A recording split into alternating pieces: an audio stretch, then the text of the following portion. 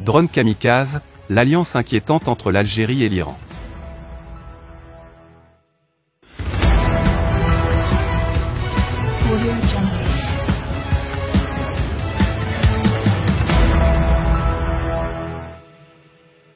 La menace terroriste iranienne pour le Maroc avec la collusion de l'Algérie est prouvée jour après jour.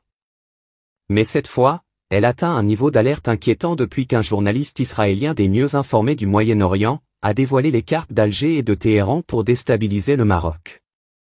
Un projet qui pourrait avoir des conséquences sur les équilibres géopolitiques mondiaux. La vérité des accointances militaires entre l'Iran et l'Algérie qui restaient cachées, de peur de dévoiler à la communauté internationale un axe dangereux aux abords de l'Union européenne, éclate au grand jour. Le Maroc a alerté de nombreuses fois des relations malsaines entre Alger et Téhéran et a même prouvé l'envoi de drones iraniens à la milice du Polisario à travers l'ambassade d'Alger.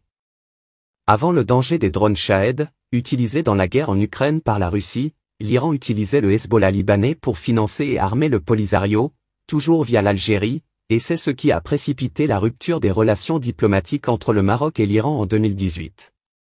Actuellement, dans un environnement géopolitique tendu, les relations entre l'Algérie et l'Iran inquiètent non seulement au Maroc mais pour toute la région Afrique du Nord, Sahel, Europe, États-Unis et Moyen-Orient, étant donné qu'une déstabilisation du Maroc par l'Iran aidé de l'Algérie équivaudrait à un nouvel ordre mondial, cela sans oublier que la présence russe et son alliance militaire avec Alger.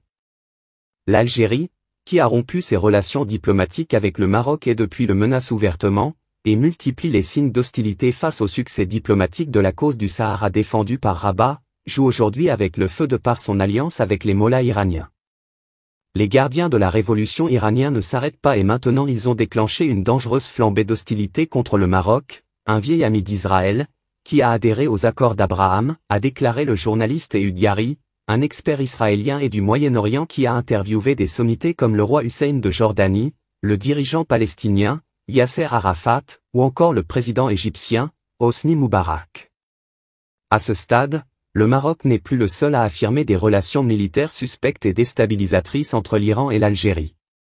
Israël aussi l'avait fait, lors d'une visite officielle à Rabat de l'ancien ministre des Affaires étrangères israélien, qui avait fait part de la préoccupation de son pays du rôle joué par l'Algérie dans la région et son rapprochement avec l'Iran.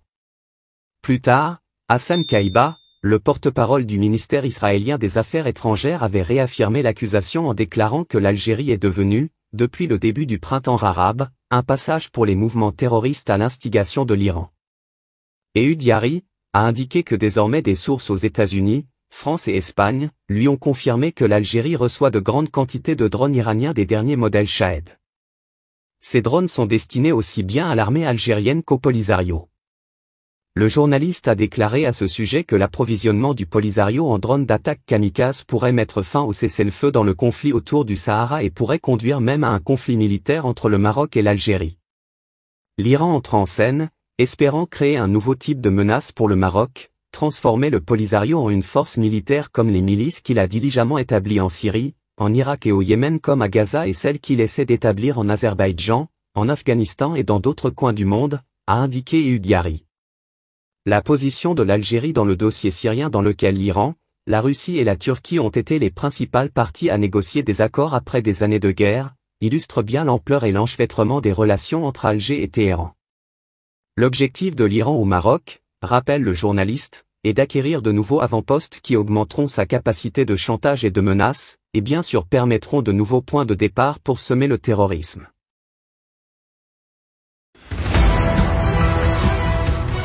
Audio